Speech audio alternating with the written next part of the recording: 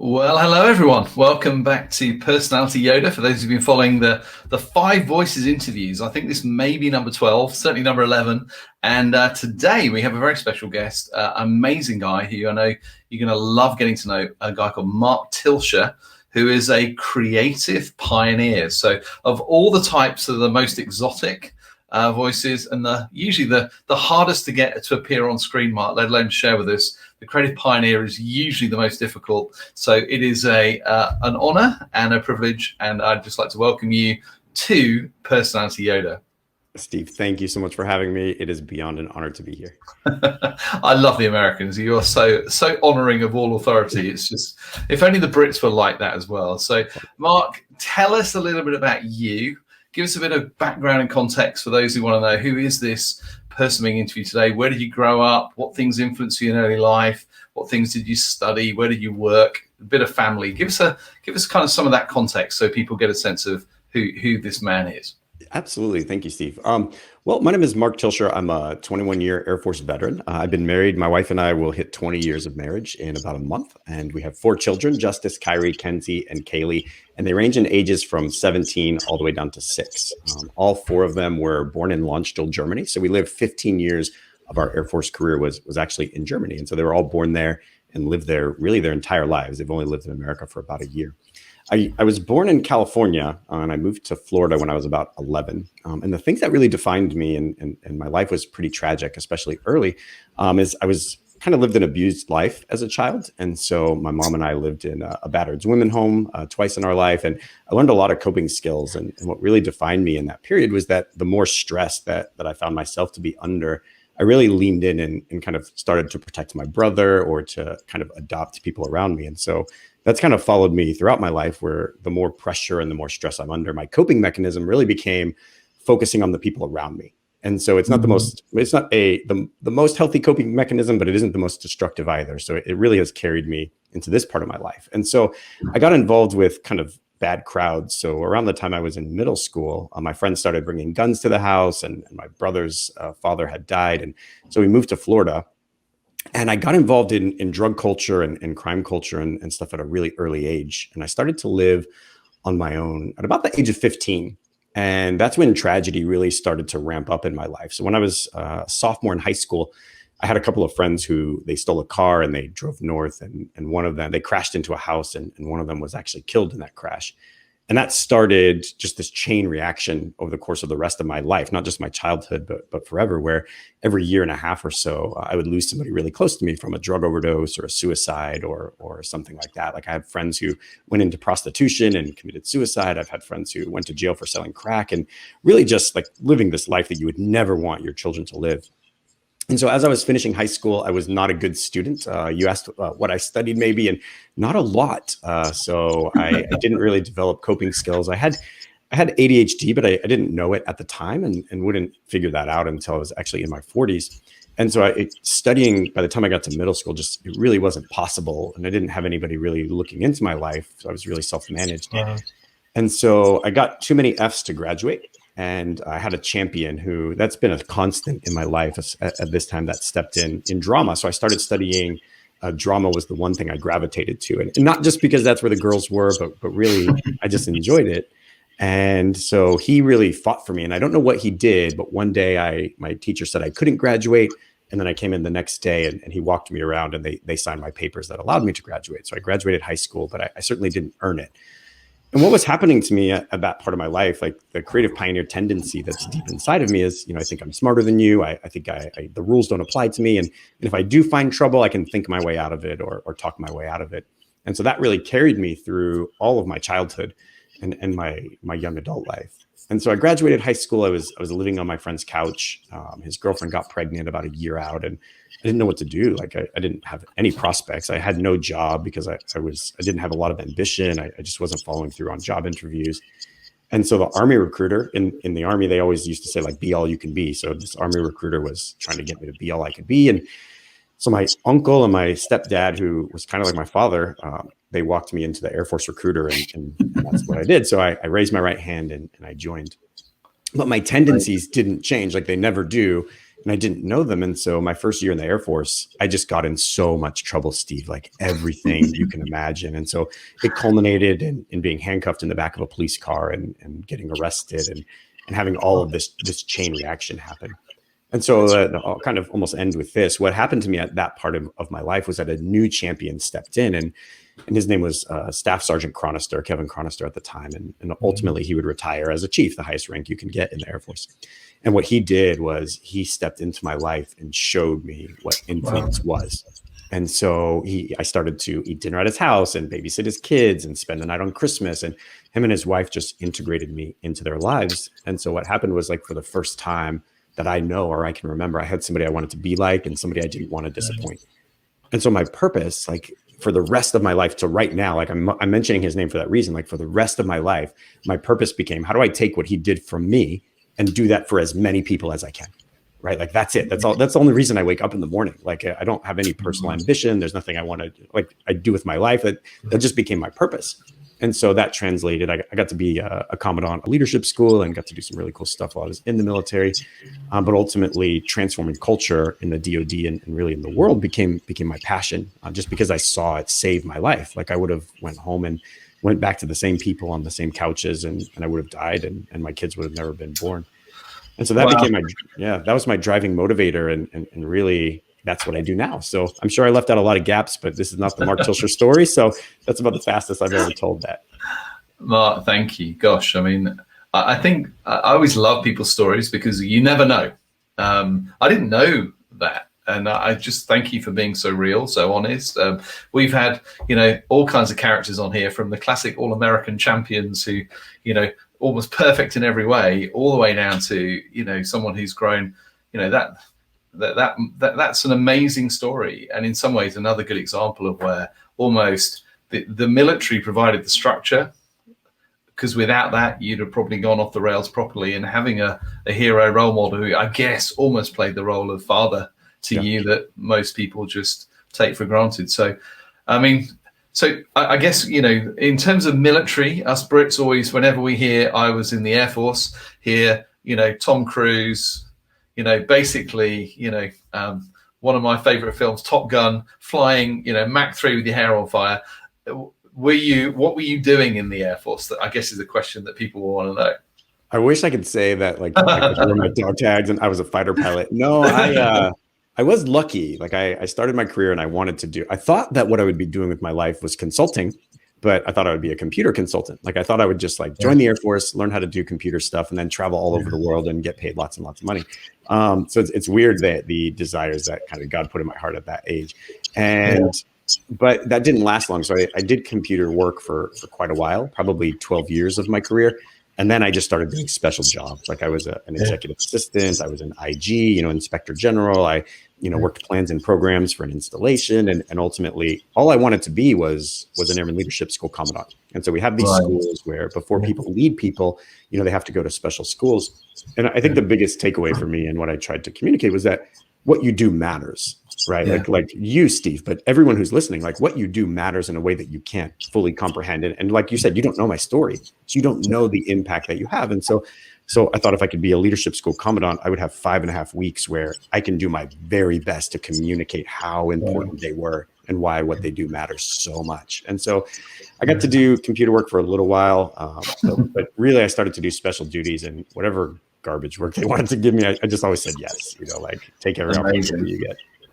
Amazing. Thank you, Mark. I think it's fascinating how one of my sort of heroes, a guy called Henry Newen, who wrote a book called The Wounded Healer. And I think how repeated that is, that many of us, when we experience liberation ourselves or somebody plays that role for us and a breakthrough happens, it's often actually the things that we've struggled most with become the things that we are most passionate to offer to others. And in some ways, Voices and some of the tools that Giant created were, in many ways, most of them come out of, as we've said before, out of personal failure. And I think Voices, particularly, the ability to celebrate those that are different, particularly for me, who happen to be married to my complete opposite for 29 years this year. So I always ask people, amazing how we do those things, isn't it? But I guess talk to us a little bit about, Mark, how on the earth did you come across Giant? firstly, and then secondly, at some point in the process, you obviously realized you were a creative pioneer, which usually for personalities like you, they always wriggle around a little bit and go, I'm sure I'm far too complex to be described by 5 little words of voices. So that's the question. How did you counter Giant? Where did that start? And then some of the things for voices that for you, the aha moments, maybe, and I'll put up a tool in a moment just to help you go, what were the aha for you personally? What were the biggest impact of voices in family, something in your team, something in the organization that you were working in? So Giant story, and then really how 5 voices, that creative pioneer self-awareness, how did that make a difference? All right. Well, I got hit by a train, and that kind of was the catalyst. That's the catalyst for all of this. So my stories they sound like I should write a book, Steve. You got hit by a real train, Mark. Hit by a real train. I did, yeah. So my family and I we were in Amsterdam, right outside the Van Gogh Museum, and I'm a good driver but a bad parker, and so I pulled just a little too far forward onto the train tracks. And for Americans who have never been in Amsterdam, there's like 2 bike lanes, car lanes, and then train lanes, and they're all bi-directional. And so the train driver was looking at a guy on a bike with a baby, and I was looking at another train, and so we got hit. And at that time, we were $97,000 in debt. My credit cards were maxed out, and like for my family and I to get home, the exchange rate was going to determine if we got home or not. And so that all worked out, but we started the Dave Ramsey plan and got debt free about a year and a half later. And through that process, like you said, through our own pain, like some of us, there are a lot of us who we don't want anybody to go through what we went through. And so what happened for me was I started to do a podcast. So I started a Junior Moneymakers podcast, which I don't do anymore. But it was a top 20 podcast for a little while. And I was teaching kids entrepreneurship, like how do you spend, save, give? How do you make money so that you can learn really early and not end up hit by a train, stranded on the side of the road with no money? And through that, I was on another podcast, a Homeschooling Poppies, and Simon Henry's wife, Rachel, heard me on that show. And she told Simon, you know, hey, he sounds like you, and you guys should reach out to him. Like he sounds like he speaks your language. And so Simon reached out, and at that time I had more self-preservation than like anyone on the planet. And it's still a huge struggle for me, but at that time it was huge. And Simon was just the right person at the right time. He approaches me just with this extreme humility, and I've never seen, or experienced anything like that in my life before. And so we jumped on a call, and he actually invited me to speak in Naples, where the amazing and awesome Mike Oberdahl lives. And so Simon is like, you got to meet Mike. You got to meet Mike. And I was like, I don't want to meet anyone because that's not my thing. I'm totally not a creative pioneer, which I don't know. I'm like, I don't want to meet anyone. This sounds like torture. But I had approached it where I felt like, God was like, just go. Like, you don't know why you're going, just go. And just whatever you do, just be open. And I really felt that calling of like, just over communicate, which is not normal. And so I sat down with Mike, and we didn't talk about Giant. Like, I didn't know what you did truly, but we were like, there were tears and we were crying, and we're like at Starbucks at the mall, and like, this is not normal, but it was what was happening. And it was the first time I had ever experienced that comfort and vulnerability with another human like that I just met, and in Giant, we always say like, these are my people, but I didn't quite get that yet. And so I was looking to bring some people to Ramstein to do some stuff. And I was like, well, who does leadership? John Maxwell. So I reached out to John Maxwell, and like, it was $250 million, for one. And I was like, okay, that's out. So like, I'm like, hey, Simon, what about you guys? And Mike and Simon came out, and that was it. Like the first hour in class when Mike was teaching the Sherpa analogy and the Sport Challenge Matrix. And I was like, this is what I've been missing. Like, this is what I want to do for the rest of my life.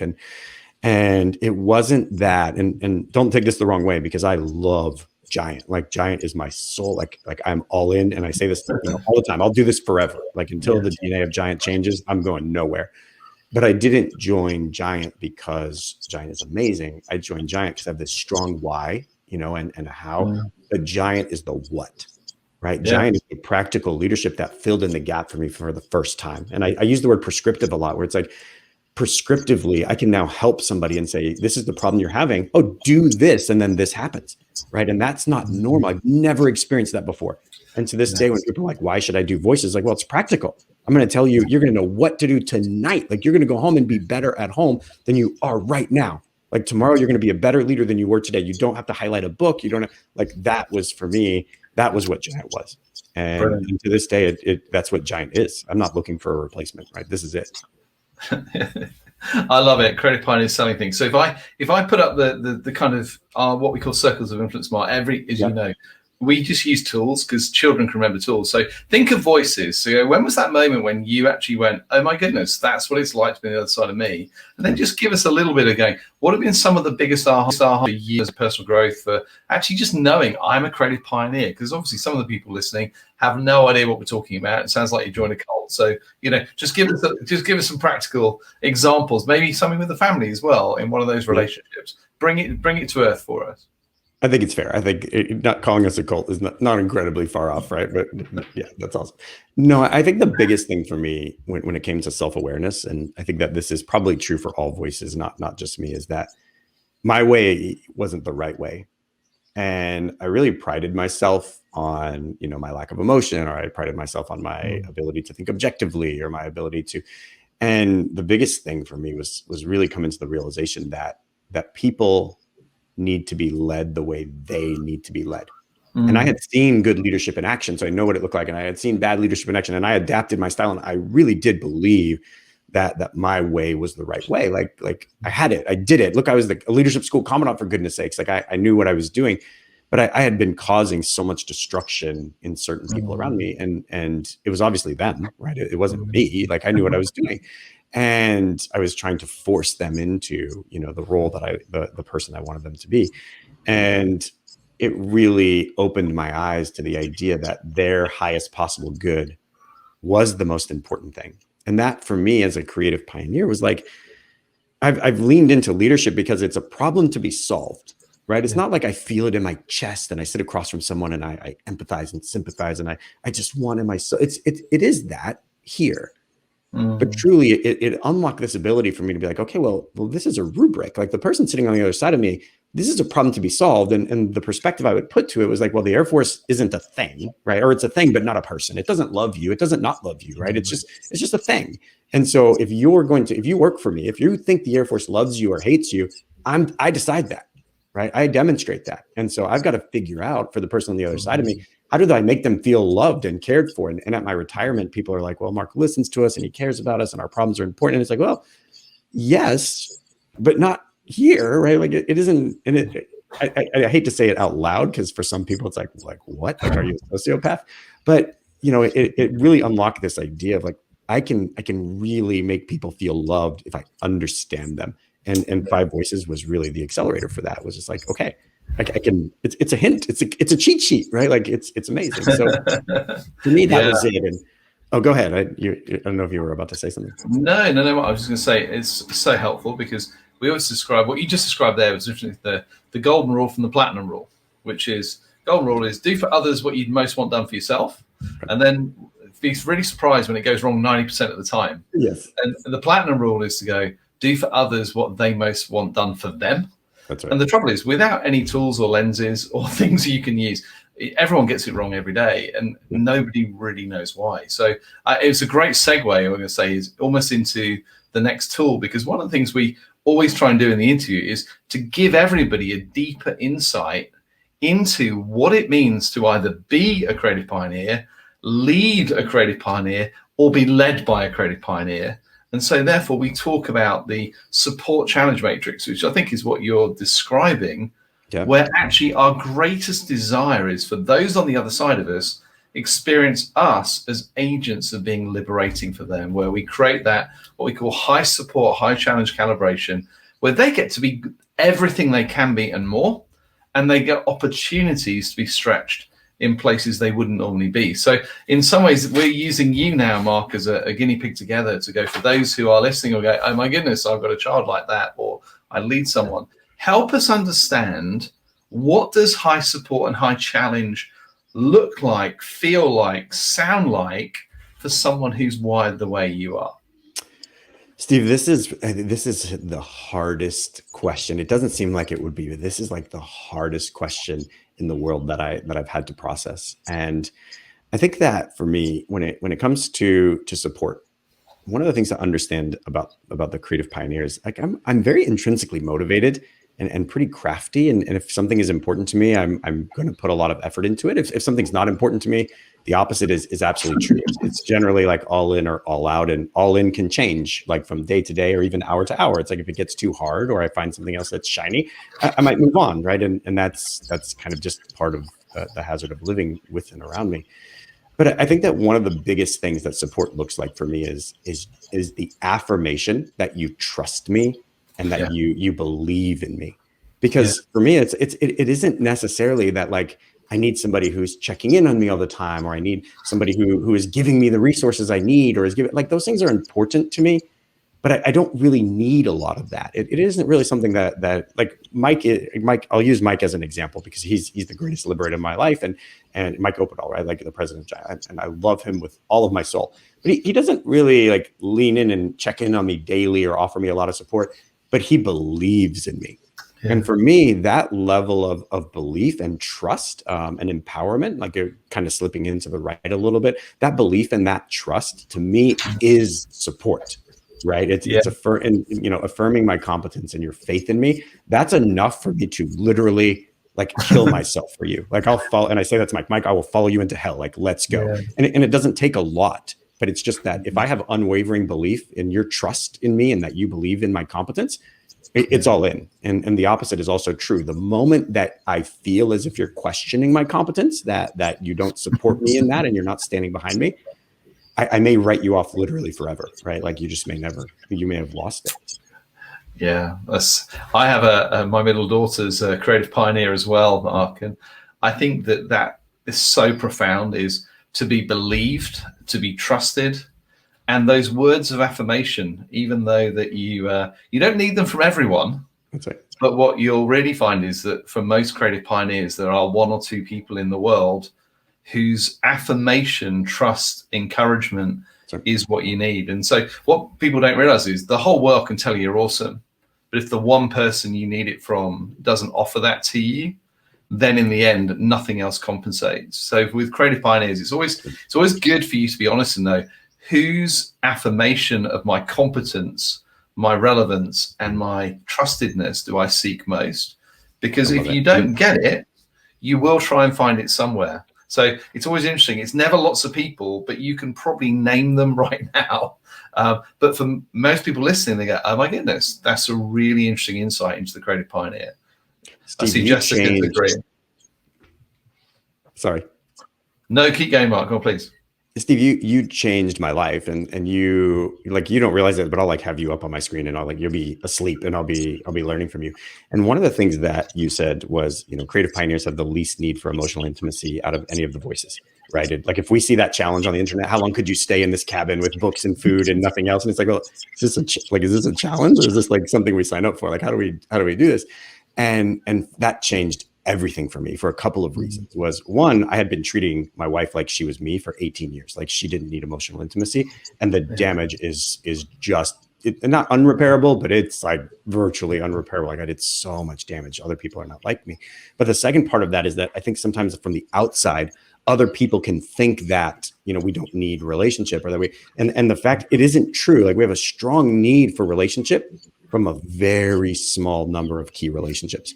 But what that means is that if you're in that circle, you matter so much. Like I got the chills just saying it. It's like the people that are in that circle, the power you have to crush or to build up is beyond anything you can appreciate. Like it's so valuable. And I think the other thing, and I'll use you as a sounding board on this, is I always know that basically when I'm dealing with creative pioneers, I basically say there are usually 3 or 4 C's we need to learn how to do better. So celebration, communication, and completion are my 3 C's that I always say to creative pioneers. So how do you celebrate well? Because the internal perfectionist means you are always ruthlessly harsh on yourself. And if you're not careful, your perfectionism means you don't learn to celebrate with your people either. So they respect you, but you actually can be hard work to be around, because it's never good enough for us to let our hair down and celebrate well. So does that one resonate? It does. Those are the 3 things. Like I need to like print that on the wall. I think, and there are things that I know, but to hear them said in that way, I haven't heard that before. So I love it. But it is, I think that the biggest thing that was helpful for me was, well, one, knowing it, right? Like once you know it, you can either ignore it or lie about it, but it's there. Right. And so that's helpful. The second part is celebration for me has become about systematizing it and outsourcing it. Right. That's And so like we have a team meeting and Giant, I'll never forget the first time that I did work with Mike. I'll just keep talking about him because, he's going to listen and he'll which he already does. But, the first time I got in the car with him, I was like, Mike, what we just did was amazing. Look, we can do this and we can do it. And he's like, stop. We need to celebrate first. That's what we do in Giant. And I'm like celebrate. Like this is we got 10 minutes in the car. Like we got to get this. And so, but I started applying that to my team, which was, hey, when we do in the military, we do what's called a hot watch or an after action. Right. Yeah. And it's like, well, let's celebrate, because I want to jump in and be like, here's what we did wrong. How do we do better? Like, we're going to improve and we're going to be so amazing. And so I stopped and was like, well, let's celebrate. Let's just go around the circle. What did you see that somebody else did? Like, what did you see that you want to love on? And I'm like, this is going to be so miserable because nobody's there. And then I'm like going around the circle and everybody's crying and they're like, and I'm like, oh, I don't have to do anything. Like this is, and their relationships were all like blossoming. And so in our weekly team meetings that we have, we do celebrate first. And so we're like, what do you want to celebrate? And I don't take compliments. I don't like them. I don't like to say nice things about myself or to hear nice things about myself. I like to be on stage, but I don't want to be in the spotlight, right? Like that's it. And so it is hard. And I've learned to simply accept it and try to do so as graciously as possible. And now I'm learning to accept it without letting the other person know that I'm doing it as graciously as possible.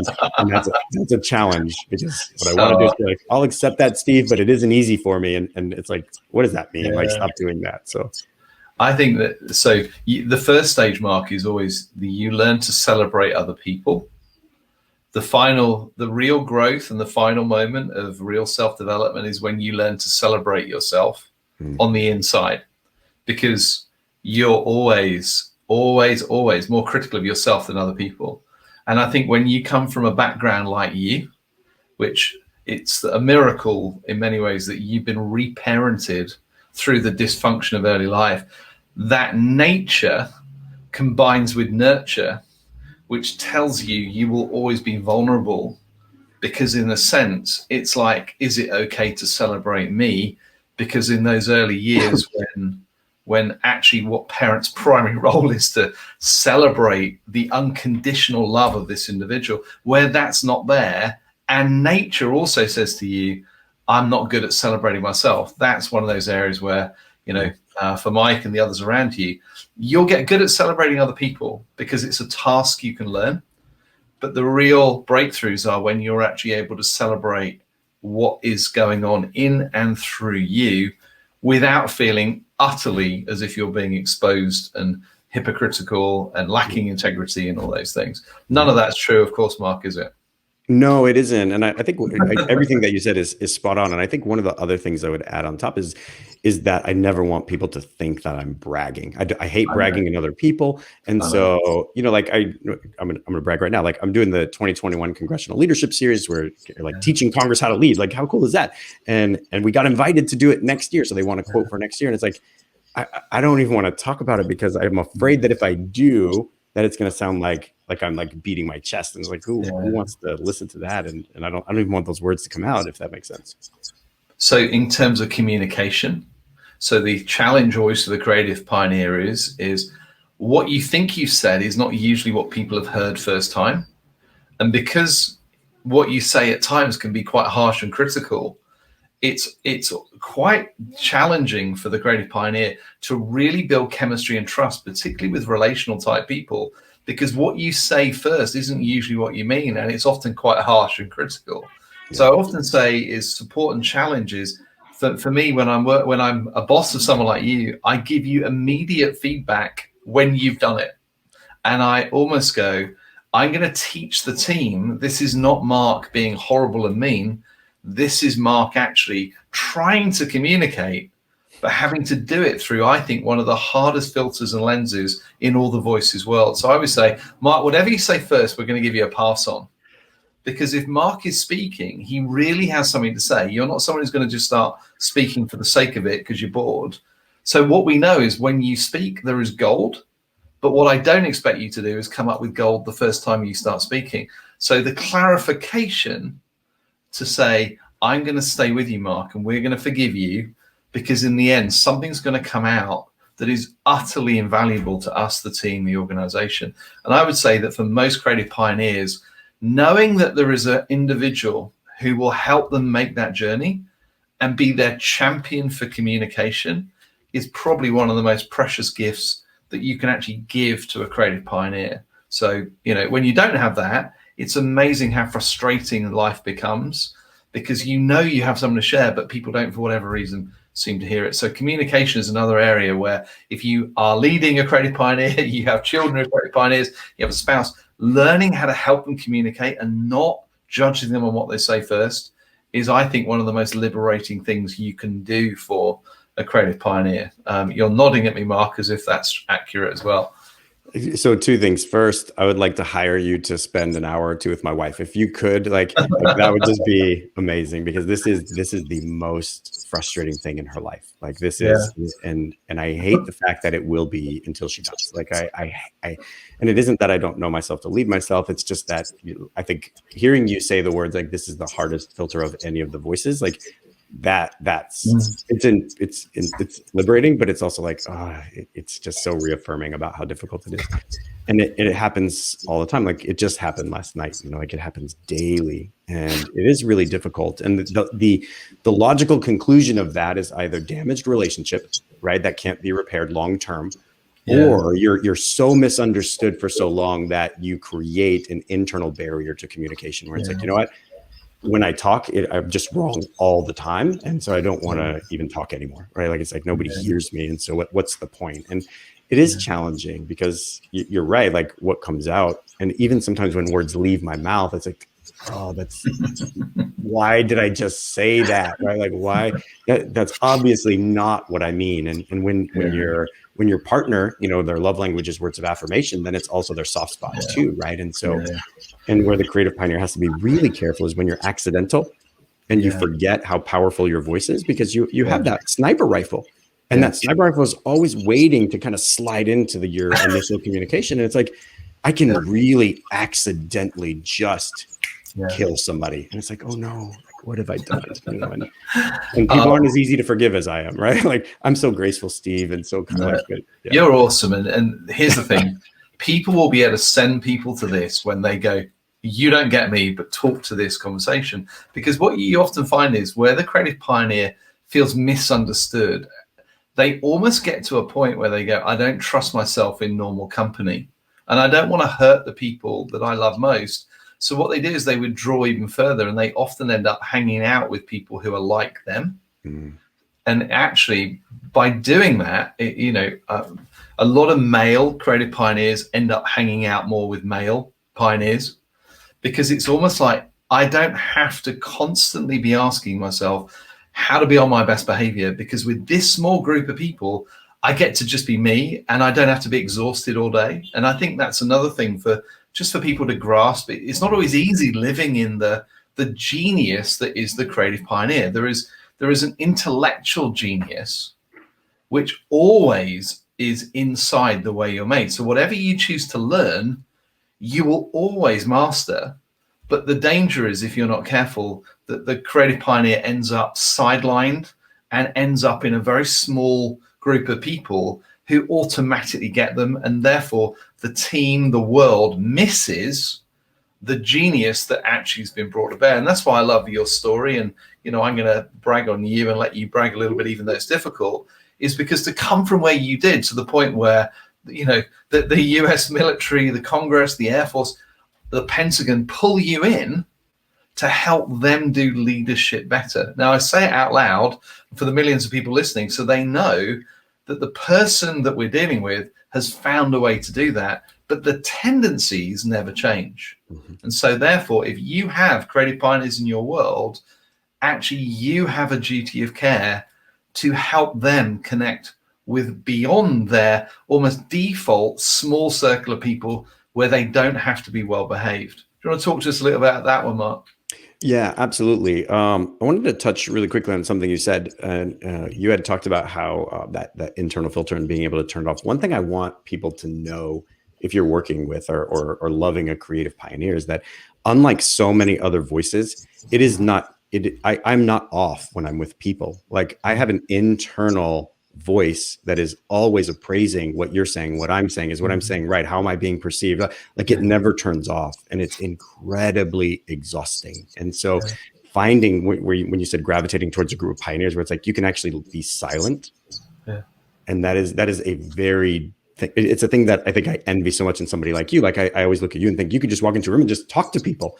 I would love to just be able to be present with people, but there's so many layers that make that difficult. So yeah, I love that. And to talk to what the latter thing that you said, my biggest takeaway from this as a creative pioneer and is that voices is so empowering, because there's not a voice that is designated for this job. I'm not the right voice for this job. Part of my story, my nature, nurture, whatever. There's no right person for this job. Yes. Like the nurture brings liberation. If you have a story to tell and good news, and passion to deliver the message, then people will be excited and they want to listen and they want to hear it and they want to follow. But it isn't that the pioneer is the one who's suited to go into. Nobody meets me and is like, well, you're military and you're the Navy SEAL archetype and you must have been a fighter. But like people like you were in the military, like really?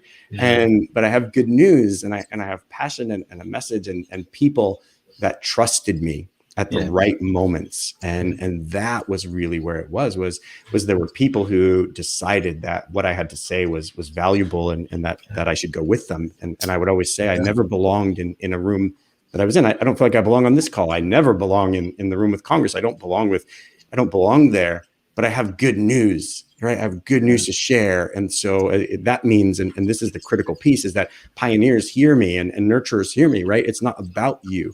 And so nurturers, you're not too small for this job. It's not about you. Like you have good news. And so share it with enthusiasm. And pioneers, it's not about you. And so diminish that just a little bit and more people will be excited to hear you and listen to you. And so for me, that's really it, is these doors do open and I'm excited to go in, but I never feel like it's because I'm a creative pioneer. I feel like it's despite it that I've learned how to take those tendencies that are most, cause the most destruction and really lean into them. And yeah, I think I'll pause there. I think it's one of the things I'd challenge you, Mark, is to go learning how to belong is always difficult for those who didn't belong at an early enough age for it to become normative.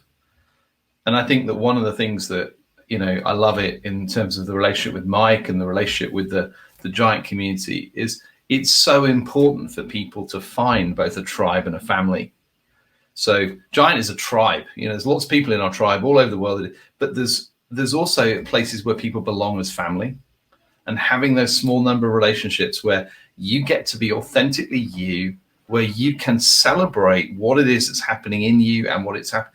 That's the key piece of the puzzle. And you'll always be harsher on yourself than everyone else. So here's the thing. I encounter in this call a level of humility, self-awareness, and actual genuine compassion for the impact you have on people. Well, that means then people can receive the genius that you bring, because it's not coming with arrogance. It's coming with a humility which almost doesn't want to be there. So your influence, of course, you've nothing to hide, nothing to prove, nothing to lose. You'll be amazed, Mark, at how much influence you have because of your story and because of who you are. And in a sense, learning to boast in your weakness, which is totally counterintuitive to the creative pioneer. Why would I want to tell you what actually opens the door to relationship? And more people will experience that through you. And interestingly, a lot of people who don't connect with the all-American superstars that we've had on the thing, or even people like me that have had a relatively simple, easy upbringing, when they meet people like you and they go, oh, this brought liberation for you. I've forgotten what his name was. Who was the gentleman at the beginning you said had been? Kevin Chronister. So it's being those type of leaders for others and being that type of influence only happens when you're actually secure in who you are. So when I'm challenging you, say, Mark, you belong in every room. The reason is Mr. Conister, whatever it is, Kevin believed he belonged enough to be secure enough to create the environment for you to be liberated. And that's the reason why it's important that you feel I belong, because you do. Because in the end, if you're not sure you belong, you'll never create the environment where other people believe they can belong as well. Yeah. And the last one for me was completion, which ironically in the military is the difference between, for the creative pioneer who intellectually loves the intellectual challenge of conceiving how the future can be different, but often struggles to do all the work to bring that future vision that is so clean into something which is concrete, not at 60,000 feet or 30,000 feet, but actually hits the ground and becomes real.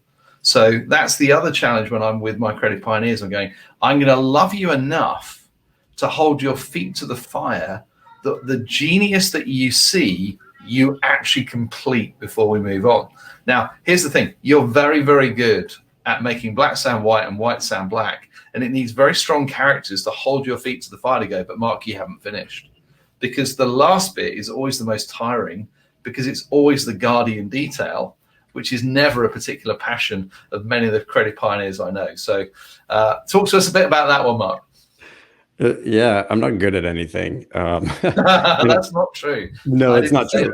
I always, no, not your words. I always say I'm good at two things, right? And talking is one, and there's not very many other things I do well. It's completing things is my personal kryptonite, right? It's like, It's just something that it is so much easier to move on to something else and not finish it. And it has caused me not to meet my own goals. And working with Jeremy right now has really helped me to identify why some of that might be of I'm setting the wrong goals and they're too lofty. And so when I realize I can't complete them, I just stop. And if something, and it's been a challenge. And what helped me in the military was that I learned how to outsource a lot of the completion, right? And that's really, it was really powerful to be able to empower people and give them. And I had a personal rule, was like, and this was probably too long. If I struggled with something for 2 weeks, I would give it to somebody else.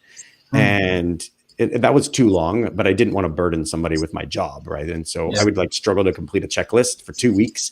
And then I would just give it to my, technical sergeant Mangritz, greatest technical sergeant in the United States Air Force in its history. I would give her that checklist, and an hour later it'd be finished. And I'm like, how could you do that in an hour? Like, it took me weeks of staring at this thing. And I learned to do that. And it worked well, but there's so much self-preservation when I came into Giant and to do business, because I don't know how to do it. And I don't want anybody to know that. And my family needs me to make money and, blah, blah, blah, blah, blah, all these things I never had to worry about. And so as soon as I allowed that self-preservation to take over and wanted to do everything, I really stopped being able to accomplish anything. Yeah. And high challenge for me looked like Mike simply going like, hey, Mark, excited about the progress we're going to see this year in these 2 projects. And I was like, we have to make progress this year. Oh no, that was, to me, was such high challenge. I was like, oh no, I better really crank it into high gear now. And he didn't criticize me. He didn't be specific, but that was it. And so what I've learned to do, again, you interviewed Von Moore, and I'll give him a shout out. And I have a team, Rob Joseph, Von Moore, and some other folks I'm gathering around the vision and their passion.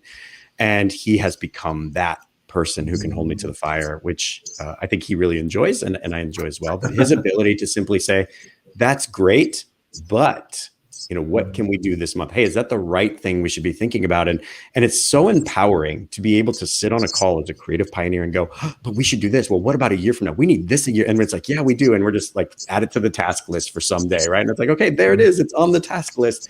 But then there's somebody in my life who's actually the integrator or making that happen. And what I would say for those who don't have that, because not everybody has that. Not everyone can have a second person. Not everybody can have. The best thing that you can do, in my opinion, as a creative pioneer, is count the cost before you start. I mean, if you can learn to count the cost, this is what I want to do. I want 10,000 podcast episodes per month. And then I wrote down how many I needed per month. And I was like, okay, that's never going to happen. But 10,000 a year from now seems so feasible, right? But that's impossible. And so count the cost. And I think that counting the cost is really important, right? Don't start building the barn until you truly know how much it's going to cost you. And the second piece is milestones. You can't set a 1 year from now task, because as a creative pioneer, guess when I'm going to work on it? A year from now, because that's when it's due. So if you don't have milestones that you can be held accountable to, or your boss, you can say, boss, I'm working on this. I don't need anything from you, but here's my milestones. I need you to step in and just be like, hey, you said you were going to finish this by this date.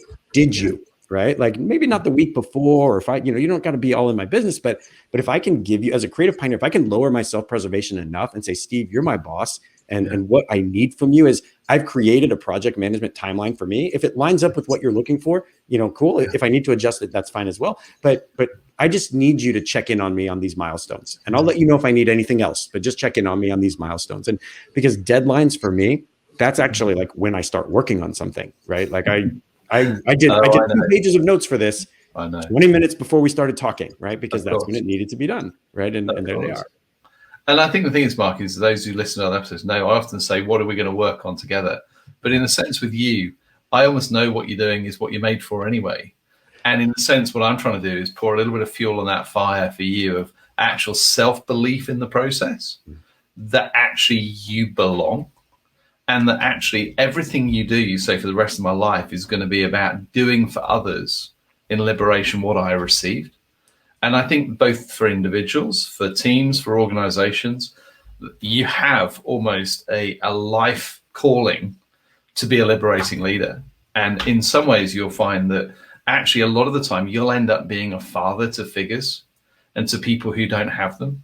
You'll end up being an agent of liberation to people who in many ways have never had that stability, but your story will connect with them. So there are people that you can be the liberator to that many of us couldn't. And I think it's just constantly for those of us in your tribe and family, just owning the fact, how do we keep encouraging you? How do we keep cheering for you? How do we keep celebrating you? Because the tendency to self-critique and the tendency to allow nature and nurture to combine in a negative way will always be there, because you'll always be harsher on yourself with your sniper rifle than you will on other people. And I'm hoping that you're when your wife and your kids watch this, it will be, oh my goodness, I wish I'd known this about my creative pioneer father. But all I just want to do, Mark, is just go, you're an amazing man with an amazing story. And one of the things Jeremy often says in Giant is the best is yet to come. Don't put a lid on your influence, because in the end, what you will reach in terms of the military, the world you know, but you'd be amazed how much influence the military has, particularly in America, that you will be able to speak into every sphere of culture with the message of who you are and what you've learned and what you bring. And I just go, I'm just going to, everything I have, Mark, that will keep encouraging you, I'm in for. And just thank you for just being the most transparent creative pioneer I've ever interviewed in any context. But I know from just some of the comments we've made, so many people will benefit from this, because in the end, you are a species which has genius in you, but often goes their whole life without feeling truly that they've been heard, valued, appreciated, understood. So that is the end of our Personality Yoda interview for this week. Next week, I'm glad I've not got to follow that. Well, I guess I have, but we have the most amazing Courtney Jordan, who's a creative connector nurturer. So another creative voice, but from the more relational end of the continuum. But Mark, thank you. Is there any final word you want to say before we go? No, I thank you so much, Steve. This was to say that this was like an amazing thing for me. Like, this is a bucket list item. I know we spent time together before, but you are an absolute celebrity to me. Like, you really are. And for me, I get butterflies in my stomach, and I know you're a human and everything, but it's really cool. You're definitely, I want to grow up to be like you. So thank you so much. You're awesome. Thanks, Mark. I appreciate you. Yes, sir.